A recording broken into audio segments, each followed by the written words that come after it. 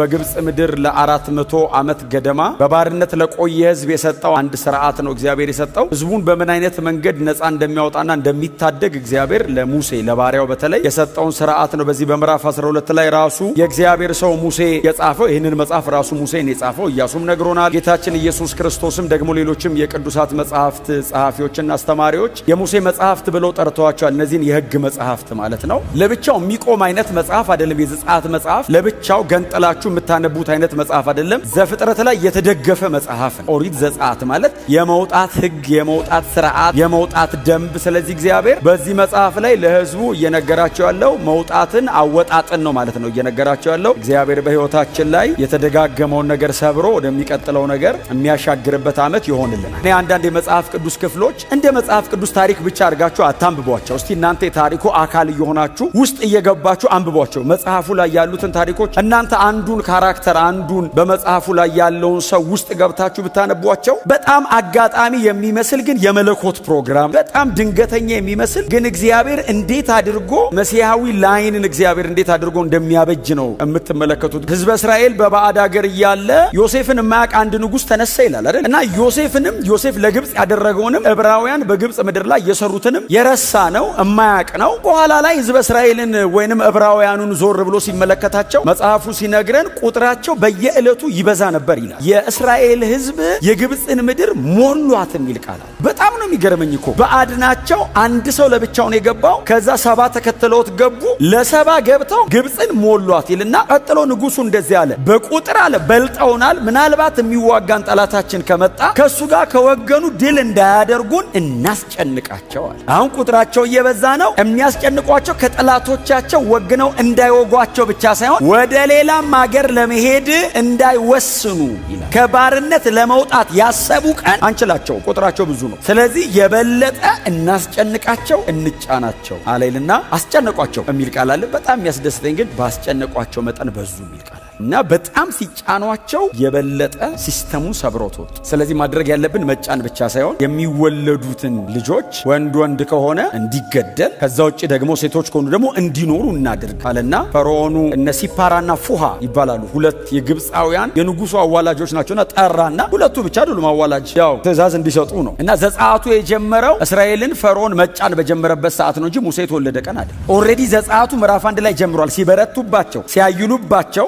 ጫኗቸው የመውጣቱ ነገር ህዝበ እስራኤል ምሬቱ ከውስጡ እየወጣ እየጮኸ ነው። ስለዚህ እግዚአብሔር ይሄንን ዲዛይን ሲሰራ ሙሴ የሚመጣበት ወቅት ሆነ። የእግዚአብሔር ባሪያ ሙሴ ተወለደ እና እናቱ አየችው ይላል። እንደዚህ ስታየው መልከ መልካም ነበር ይላል። በእውነት ልጅ በሙሉ እኮ ያምራል። እንደዚህ አይታው መልከ መልካም ነው አለችና 3 ወር ደበቀችው ይላል። ከዚያ በላይ ግን መደበቅ አትችልም። እየጮኸ ድምፁ ስለሚወጣ ስለሚመጡባት እንዳይገሉባት ፈራችልና ዘንቢል አልጋ ውስጡን በቅጥር አለቀለቀች ይላል። ከዛ ብላቴናውንም ነው የሚለው ባይዘው ሙሴ የሚለውን ስም ያወጣቸው ፈርዖን ልጅ ስለሆነች ስም አላወጣችም እናቱ። ዴሊቨራንሱን መስበኪያ ነው ስሙ፣ ራሱ ሚሽኑ ነው ስሙ። እና ውሃ ላይ ለቀቀችው ይላል። አባይ ላይ ይዞት እንዳይሄድ ወደ ዳር አድርጋ አስቀመጠችው። ወንዝ ነው፣ ከረንት አለው፣ ባህር አይደለም። ባህር ቢሆን ቁጭ ይላል። ወንዝ ነው፣ ይዞት ይሄዳል፣ ፏፏቴ ይኖረዋል። ስለዚህ ልጁን የሆነ ነገር ውስጥ እንዳይከትባት ወደ ዳር ስታደርገው የፈርዖን ልጅ ደግሞ እንድትታጠብ ዲዛይኑ ነው። እንግዲህ እኔ አሁን እንደዚህ አይነት ነገሮች አሁን አጋጣሚ ናቸው ለነሱ፣ ለኛ ግን ይገባናል ዲዛይኑ። እና የፈርዖን ልጅ ልትታጠብ ወደ ወንዝ ወረደች ይላል። እየታጠበች ደንገጡሮቿ ቢያዩ እኮ ታውቃላችሁ፣ ቀድሞ ቢያዩ ወስደው እኮ ያስገድሉታል። ቀድማ አየችው ይላል። እሷ አምጡልኝ ብላ አንዷን ደንገጡር ላከቻት። ይዛ ስትመጣ አየችውና ወደደችው ይላል። ብላቴናው የሙሴ ታላቅ ትሮጣ መጣችና እንደዚህ አለቻት፣ እምታሳድግልሽ ጡት እያጠባች እምታሳድግልሽ አንድ ዕብራዊ ሴት ላምጣልሽ አለቻት። እሺ ስትላት እናቱን ይዛ መጣች። ሙሴ በእናቱ እጅ እኮ ነው። ታዲያ እንዴት አድርጎ ባደገ ጊዜ ወንድሞቹን ማዳን አሰበ የሚል እንዴት ይመጣልሃል? እናቱ እየነገረች ያሳድገው። ግብጽ ፈርዖን ቤት ተወልዶ ቢያድግ ዕብራዊ የሚባል ነገር አያውቅም አይምሮ ውስጥ። እናቱ በልጅነቱ በጣም የእስራኤልን ታሪክ ግጥም አድርጋ እየነገረች እስከ ጡት እስከሚጥልበት ጊዜ ድረስ አቆየችው እሷ ጋር። ባደገ ጊዜ ነው የሚለው አይደል መጽሐፍ። አምጥታ ለፈርዖን ሊሰጠቻት ይሄው አምጥቼዋለሁ ስትል የፈርዖን ልጅ አየችውና ከውሃ ውስጥ አግኝቼዋለሁ ብላ ሙሴ ብላ ጠራቸው። እንደምታውቁት ሙሴ ለ40 ዓመት ያክል እግዚአብሔር በፈርዖን ቤት ውስጥ አሳደገው ይላል መጽሐፍ ቅዱስ ሲናገር። እግዚአብሔር ለራሱ ዲዛይን ሼፕ አፕ እያደረገው ነው። የዕብራውያን ታሪክ አለ ጭንቅላት ውስጥ። ግብፃዊ እንዳልሆነ ያውቃል። እናቱ ነግረዋለች። በተደጋጋሚ እሱ ጭንቅላት ውስጥ ይደውላል። ፈርዖን ቤት ሲያድግ ደግሞ የግብፅን ሃይራርኪ፣ የግብፅን ስትራክቸር፣ የግብፅን ሲስተም፣ የግብፅን ዕውቀት፣ የግብፅ የሆነውን ነገር በሙሉ አየው። እግዚአብሔር በዕብራዊነቱ በግብፅ ትምህርትም አበቃው ይልጅ። ስለዚህ እግዚአብሔር ለነገ ሚሽኑ አንድ ስሌቭ የሆነ ባሪያ የሆነ እስራኤላዊ ተነስና ሄድ ቢላው ግደለኝ አልሄድም ነው የሚለው። ሙሴ ግን ፈርዖንንና ቤቱን ያውቀዋል። በምን አይነት መንገድ አፕሮች ማድረግ እንዳለበት ያውቃል። ስለዚህ እግዚአብሔር ለራሱ ዲዛይን ለራሱ ፕሮግራም አድርጎ ፈርዖን ቤት ይሄንን ብላቴና አሳደገ። 40 ዓመት ሙሉ እያያደገ ታውቁታላችሁ። ያው የማዳን ፕሮግራም ልብ ውስጥ ስለነበረ ዘጻትን ለማከናወን እግዚአብሔር ባላለው መንገድ ጀመረ። አንድ ግብፃዊ በጥፊ ገደለላ። ስንት ሚሊዮን ትገላለህ በጥፊ? የእግዚአብሔር መንገድ እሱ አይደለም። እግዚአብሔር ግን አይ ውስጡ ስላስቀመጠበት ፈልጎታል። እና የሙሴ ተነሳሽነት እግዚአብሔር ወደሚፈልገው ነገር ሙሴን ከፈርዖን ቤት ወደ ስደት ውስጥ አስገባው። እግዚአብሔር ደግሞ በሌላ መንገድ ይህን ልጅ ማሳደግ አለበት። ሙሴ ፈርዖን ቤት ሲያድ ዕብራዊ እንደሆነ ቢያቅም የግብፅን ጥበብ ቢማርም ስቲል ግን ሃምብል አይደለም፣ በጥፊ ሰው ይገላል። ስለዚህ እግዚአብሔር ይሄንን ሚሽን ይሄንን ማንነቱን በሂዩሚሊቲ ደግሞ ማስተማር ፈልጓል። ትሁት ማድረግ ፈልጓል ሙሴ። ስለዚህ መጽሐፍ ሲናገር ሙሴም ይሄንን እንዳደረገ ባወቀ ጊዜ ፈርዖን በሙሴ ላይ ተቆጣ። ሙሴም ወደ ምድረ በዳ ሄደልና ሁለተኛውን የዕድሜውን 40 ዓመት ምድረ በዳ ውስጥ ቆየ። 80 ለትምህርት እኛንን እኮ ተቃጠለ በከንቱ 80 ምንለው 100 ያቆጥሮ የሚሰጥ እሱ ነው። ሰው 80 ተምሮ 40ውን በስነ ስርዓት ከሰራበት እኮ ጥሩ ምንም ሳይማር እንዲሁ ከሚሞት 80 የቀረችውን 40 ዩቶር ቤት እረኛ አርጎ አስተማረው። የመጀመሪያውን 40 ዓመት መመረቂያ ጽሑፉን የሰራው የፈርዖን ቤት ስለሆነ የተማረው በጥፊ። ሁለተኛውን መመረቂያ ጽሑፉን የሰራው እኔ መናገር እችል ዘንድ ማልችል ኮልታፋ ነኝ ብሎ በህይወት አስተማረው። እግዚአብሔር አደገ ይላል መጽሐፍ። ክብር ለኢየሱስ ይሁን። በዚህ ጊዜ ነው እንግዲህ እግዚአብሔር ዘጻትን መስራት ስለፈለገ አሁን አለው እግዚአብሔር ዕብራዊ መሆንን አውቀሃል፣ የፈርዖንን ቤት አውቀሃል፣ ሙሉ ዲዛይኑ ገብቷል፣ ደግሞ ትሁት ነህ አለው። አሁን ባንተ ይሄንን ነገር መስራት እችላለሁ። በእስራኤል ታሪክ እንደዚህ አይነት ወርቃማ ታሪክ የለም። እግዚአብሔር በባሪያው በሙሴ የሰራው አይነት ታሪክ በእስራኤል ዘመን ተሰርቶ አያውቅም። ይሄንን ታሪክ መጥቶ ብለርድ ያደረገው አንድ ብቻ፣ በሙሴ የተደረገውን ወርቃማ ታሪክ ብለርድ ያደረገው ኢየሱስ ብቻ። አደበዘዘበት ኢየሱስ መጥቶ እንጂ እስራኤላዊ እኮ ሲምል ምን ብሎ እንደሚብል ታውቃለህ? እስራኤልን ከግብፅ ያወጣ ሕያው እግዚአብሔርን ብሎ እኮ ነው የሚምልልህ። ሲምል በመሐላ እኮ ነው። እንዳልዋሸህ እርግጠኛ የምትሆነው እስራኤልን ከግብፅ ያወጣ እግዚአብሔርን ካለ እስራኤል አልዋሸህም። የመጨረሻ ታሪካቸው እኮ የተሰራው በሙሴ እጅ ነው። መዝሙር 136 ሂዱና አንብቡ እስቲ። ቸርነውና ምሕረቱ ለዘላለም ነውና የእስራኤል ወርቃማ ታሪክ እኮ ተሰራ ብሎ ዳዊት የዘመረው እኮ በሙሴ እኮ ነው። ባህር ተከፍሎ አይደለም ሸሽቶ ነው። መሸሽ ማለት ሮጦ ማምለጥ ማለት ነው። ባህር ሮጣ አመለጠች ነው። እንደዚህ አይነት በተለያየ ዳይሜንሽን የተዘመረ የተተረከ ነቢያቶች የተረኩት እነ ኢሳይያስ እነ ኤርሚያስ ሕዝቅኤል ዳን ማን ቀረ? ኢየሱስ መጥቶ ኒው ቴስተመንት ላይ ሜንሽን አድርጎታል። አባቶች እነ ጳውሎስ ተርከውታል። ይሄ ታሪክ ማለት በሂውማን ሬስ የማይረሳ ታሪክ ነው። በሰው ልጅ ዘመን ማለት ነው። ዩቶር በጣም ጠበበኛ ሰው ነው። የሱን በጎች ሲጠብቅ በዚያ በእግዚአብሔር ተራራ ላይ እግዚአብሔር ተገለጠ ይላል አይደል ለሙሴ። እና ይቃጠላል አይነድም። እንትኑ ቦክ ይሄ ይቃጠላል አይነድም። ይህ ራእይ ምንድነው አለ ሙሴ። አጋሲ የሚናገር እሳት ነው። ዝም ብሎ እሳት አይደለም። አለመንደዱ ብቻ አይደለም የሚገርመው፣ ድምጽ አለው እሳቱ። ሙሴ ደግሞ የሚናገር ብቻ አይደለም ያውቀዋል። አቤት እግዚአብሔርን አያውቀውም። ዕብራዊ እንደሆነ ያውቃል። ማን እንደሆነ አያውቀውም። የግብፅ አማልክት ነው የሚያውቀው። አቤት ሲለው የቆምክበት ስፍራ የተቀደሰ ሆኖ ጫማህን አውልቀው አለው። ምክንያቱም እዛ ሰው ገሎ መጥቶበት ስንት ነገር ሰርተበታል። አውልቅ ጫማህን። አስወለቀው ጫማውን። ኢየሱስ ጴጥሮስ እንዳው እግራችሁ ልጠበው እንዳለው እግሩን የታጠበው ለእንተኑ እንደታጠበ ነው ይላል መጽሐፍ። አውልቅ ጫማህን ሲለው ያው ያለፈ ህይወቱ ነው። ጫማውን አውልቆ ቆመ። ሲቆም እግዚአብሔር እንደዚህ አለው፣ አሁን አለው ወደ ፈርዖን ቤት ልልክህ ነው የመጣሁት። ለምን ሲለው የህዝቤን ጩኸት ሰማሁ፣ የዕብራውያንን ጩኸታቸውን ሰማሁ አለ። ሲቃያቸውን አየሁ ይልና ላድናቸው ወረድኩ። 3 ነው። ሰማሁ፣ አየሁ፣ ወረድኩ አለ። ወረድኩ። እሺ ታዲያ እኔ ምን ላድርግ ሲለው አንተን ነው የምልክህ አለው። እኔ ቀጥታ አልሄድም፣ አንተን ነው የምልክህ አለው። ለመውረድ የምልክት አንተ ነህ። በእጆች እጄ፣ በእግር እግሬ፣ በአንደበት ንግግሬ ይመጣል። እኔ እግዚአብሔር ባንተ እናገራለሁ ሲለው ሙሴ እንደዚህ ያለው ፈርዖንን ማወቁን የጠቀመው አልሄድም አለ። ለምን እንዴ? ፈርዖን ጋር እግዚአብሔር ማን እንደሆነ ካላሳየው በቀር አሁን የሆነች ነገር እግዚአብሔር ቢያሳየው ሙሴ አይሄድም። ለምን መሰለም አይሄዱ? የፈርዖን ጠንቋዮችም በድብቅ ዕውቀታቸው በአስማታዊ ጥበባቸው የሚያደርጓት ነገር አለች። ዊችክራፍት አለ። እዛም ዝም ብሎ ኢሉዥን ብቻ አይደለም የነሱ ማምልኮ፣ ስፒሪቹዋሊ ማኒፌስት የሚያደርግ ዲሞኒክ ፓወር አለ። ወደ ፈርዖን እኔ አልሄድም አለ። እኔ አፈ ኮልታፋኒ ሲለው እኔ አይደል አፈን የፈጠርኩት እኔ ነካዋለሁ እንድትናገረን ያግዛለሁ። አይበቃኝም ሲል በትርን ጣለው መሬት ላይ ያለው። ሲጥላት እባብ ሆነች። ሲደነግጥ ከኋላ ያዛት አለው። ያው በትር እኮ ነው። ጭራና ራስ የሌለው በትር ነው። እባብ ሲሆን ጭራና ራስ ኖረው ጭራውን ያዘው አለ። እያዞዘረ የሚይዘውን በትር የሚያሻ ሰጠው። ጭራውን ሲይዘው በትር ሆነ ይላል። ተመለሰ። ውሃ ቅዳና እንትን በል ሲለው ሲያፈሰው ደም ሆነ ይላል። አሁን እኔ ነኝ የምልህ ከ40 ዓመት በኋላ ከዛ ቤት ከወጣ ከ40 ዓመት በኋላ እዛ ቤት ተመልሶ ሄደ ታውቃለህ። የዛሬ 40 ዓመት ሲሄድ የቤተ መንግስት ልብስ ነው የሚለብሰው፣ የሚቀመጠው የወርቅ ዙፋን ላይ ነው። ልትጠጋው አትችልም። አቅሙ፣ ፌቨሩ፣ የፊቱ ቁጣ፣ ሞገሱ አትችለው። አሁን ከ40 ዓመት በኋላ ሲሄድ እረኛ ነው ታውቃለህ። በጣም ፊቱ ከስተዋል፣ ደርቋል። ምድረ በዳ ለምድረ በዳ የሚንከራተት አይነት ሰው ነው። ፈርዖን ቤት እያለ ከያዘ የወርቅ ነው የሚይዘው። ይሄኛው የእንጨት በትር ይዞ እሷን ተደግፎ የ80 ዓመት ሽማግሌ ፈርዖንን ፈልጌው ነው ብሎ ሲሄድ ያቁታል። የዛሬ 40 ዓመት ነው። ከየት መጣ? ፈርዖንን ፈልጌው ነው። ፈርዖን ጋር አስገቡት። ሞስስ ከየት መጣህ?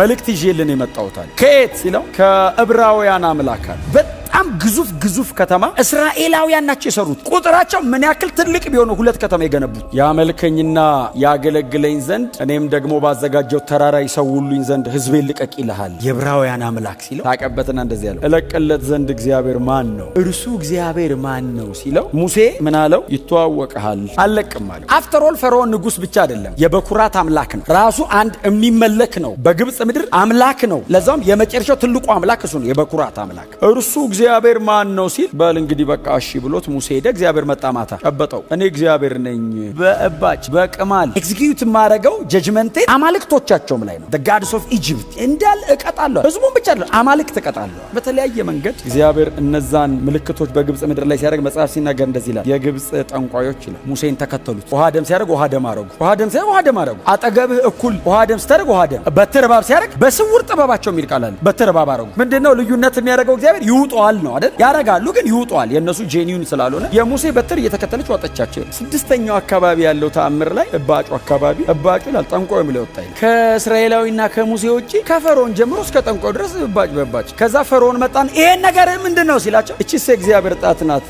የተወሰነ ተከተሉት። ከተወሰነ በኋላ ሌቭል ነው አይቻልም። ሁሉም ጮሆ አይወጣም። አንዳንዱ ውጣህ ነው። እነዚህ 9 ተአምራት ሲደረጉ ፈርዖን በቃ እሺ ሂዱ ይላል። በጠዋት ሙሴን ያስጠራና እንዳትሄዱ ይላል። እሺ ዛሬ ማታ ወጡ ይላል። በጠዋት ያስጠራውና እንዳትወጡ ይላል። እግዚአብሔር መጣና እንደዚህ ያለው ለሙሴ ፈጽሞ ይለቃቸዋል። በግብጽ ምድር ላይ እፈርዳለሁ። ይህ ከዚህ በፊት ሆኖ አያውቅም ብቻ አይደለም ያለው ከዚህም በኋላ አይሆንም አለ እግዚአብሔር። የመጨረሻ ነው የማደርገው በፍጥረት ታሪክ በግብጽ ምድር ላይ እንደሆነ እስከ ዛሬ ሆኖ አያውቅም። እኔ እግዚአብሔር በግብጽ ምድር ላይ በዚያች ሌሊት አልፋለሁ። ከንጉሱ ቤት ጀምሮ እስከ እስረኛው ቤት ድረስ እመታለሁ። እግዚአብሔር ባይዘው የግብጽን ብቻ አይደለም ያለው የእንስሶቻቸውንም ነው የሚለው። አማልክቶች ናቸው ባይዘው የእንስሶቻቸውንም ሳይቀር እቀጣለሁ አለና እግዚአብሔር እንደዚህ ያለ ይሄንን በማደርግበት ጊዜ አንድ ነገር አድርጋችሁ ነው ከዚህ የምታመልጡት የምትተርፉት አላቸው። እግዚአብሔር ክንዱን አሳይቷል። እግዚአብሔር እጁን አሳይቷል። በምንድን ነው የምናመልጠው ሲሉ በዚያን ጊዜ ሂዱና በግ ገዝታችኋል። የምትገዙት በግ ምንም አይነት እንከን የሌለበት መሆን አለበት፣ ተባዓት ይሁን አላቸው። እንከን የሚባል አይኑረው። ቀጥሎ ደግሞ ተባዓት ይሁን። ይህንንም ውሰዱና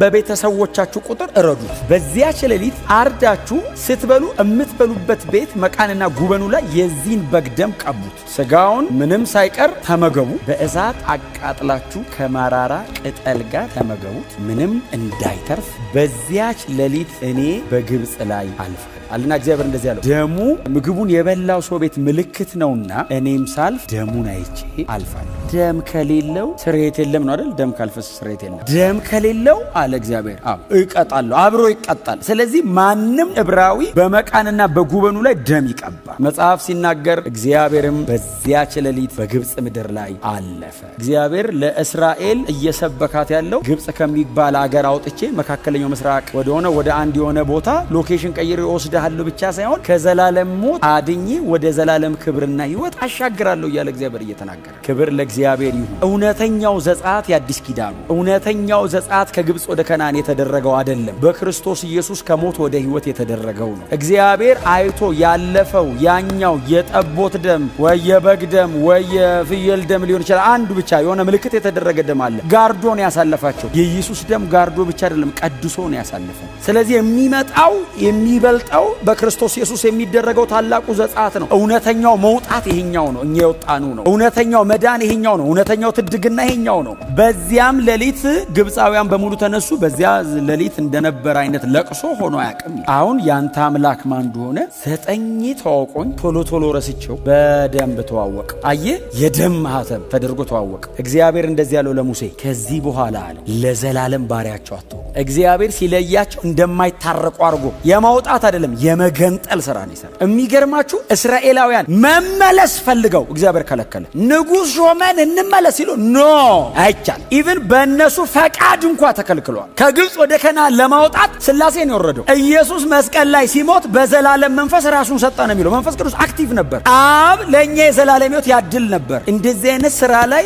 በሙላት ነው እግዚአብሔር የሚኖረው። ምንም ሲሰራ ቃል ነው የሚልከው። የማዳን ስራ ሲሰራ ራሱ ነው የሚመጣው። ህይወት ነው ይሄ። በጣም ዝነኛው ታሪክ ይሄ ነው። በጣም ዝነኛው የሚቀጥለው ተአምር በሙሉ ግን የተደረገው እቺ ናት። ቁልፏ እቺ ሌሊት ናት። እኔ አልፋለሁ እና ፈርዖን በኩር ሞቶበት እንኳን ይላል ልቡ ደነደነ። ተነስቶ አመለጡኝ እኮ አለ። ታውቃለህ ከለቅሶ ብድግ ብሎ አመለጡኛል እና ሲባል እንመልሳቸው ብለው አይ ቲንክ እንግዲህ ብሶ እንደሚለው ሶስተኛ ምናምን የሚባል አንድ ሰራዊት አለው አሉ። በጣም ኃይለኛ ስፔሻል ፎርስ ይዞ ሄደ። ምንም በእጃቸው የለም። ታጥቀው መጡባቸው። እግዚአብሔርን የት ፈልገው ያገኙታል? ሙሴ ላይ ነው የሚጮሁት። የድሮ እግዚአብሔር ደግሞ ቶሎ ቶሎ አይመጣም። ዘንድሮ እኮ ነው ሁላችንም ውስጥ አድሮ አላ በረከክ ስትል ይናገራል። ራስህ ድሮ እኮ በማስ ለአንዱ ነው የሚናገረው። ለዋናው ለሙሴ አይነቱ ሙሴ ወደ እግዚአብሔር ሲጸልይ እግዚአብሔር መጣና እንደዚህ ያለ ሙሴ ያለው አቤት አለ ለምን ትጮብኛል? ይሄን ሁሉ ነገር አድርጌ ስቲል ኮምፕሌን ያደርጋሉ አለ። ፋሲካ ሆኖ ለምን እንደምትጮብኝ? እጅ ላይ በትር አለ አይደል እንዴ? አዎ አንሳው በትሩናል። ከዛ ነገራቸው አለ ምን ልበላቸው አለ። ዛሬ የምታዩቸውን ግብፃውያን ይሄ ቃል የታመነ ነው። ለዘላለም አታዩቸው። ምን ማለት መሰላችሁ? በባሪያና በጌታ አትገናኙም ማለት። ያቺ ልማደኛ በትር አለች። አንዴ ባብ ትሆናለች፣ አንዴ ምን ትሆናለች። አንሳት አለው። እሷን ብድግ ሲያደርግ የምስራቅ ንፋስ የሚል ቃል አለ። እንግዲህ በስተ ምስራቅ እየነፈሰ እየሄደ ያለ ንፋስ ሚሽን ተሰጠው መጣ ይላል። የምስራቅ ንፋስ የመንፈስ ቅዱስም አለ እያለው ነው፣ ግን ንፋስ ነው አለ ሙሴ። ኤኒዌይስ እኛ ሲስተማቲካሊ ነው ትምህርት የምንሰራው። እና እጁን ብድግ አደረገ። የምስራቅ ንፋስ መጣ። እግዚአብሔር ሲዋጋ መቼስ ንፋስና ባህር ምናምን ነው የሚያግዘው። አይረዳው እና መጣና የምስራቅ ንፋስ ከፍሎ በግራና በቀኝ ይዞት ቆመ ውሃው። እኔ ዕብራውያን 11 ምን እንደሚል ታውቃላችሁ? ሙሴ አልጻፈውም። ዕብራውያን ላይ ነው። ዕብራውያን 11 ላይ የእስራኤል ልጆች በባህር መካከል በደረቅ መሬት ሄዱ ይላል። የማይደገም ነገር ነው እግዚአብሔር ያደረገ። በእውነት በክርስቶስ ኢየሱስ የበለጠ አድርጎ ካሰን እንጂ እግዚአብሔር ለእስራኤል ያዳላ ልንል ነበር የሚበልጥ ሆነልን እንጂ። ሙሴን እግዚአብሔር እንደዚህ ያለው በትርህን ደግመህ አንሳዋል። በትሩን ሲያነሳ ውሃው ተመለሰ ይላል። የዘጻት ሴንተር የመውጣት ሴንተር በጉ ታርዶ ደሙ መቀባቱ ነው። ክሩሲፊክሽን የኤክሶደስ ሴንተር ክሩሲፊክሽን የዘጻት የማውጣት የማዳን ታሪክ ማዕከል የታረደው በግና የተቀባው ደም። እግዚአብሔር ይሄንን ለማድመቅ ያውጣል። በእውነት ከፊት ይልቅ ለመስበክ በጣም ጨካኝ ለመሆን በወንጌል የማይደራደሩ ሰዎች ለመሆን እግዚአብሔር ወደሚበልጥ ነገር ያውጣል። በምትሰሩት፣ በምትነግዱት፣ በምታገለግሉት በእያንዳንዱ ነገራችሁ እግዚአብሔር እየባረካችሁ ከእናንተ ጋር መሆኑን ያሳይ።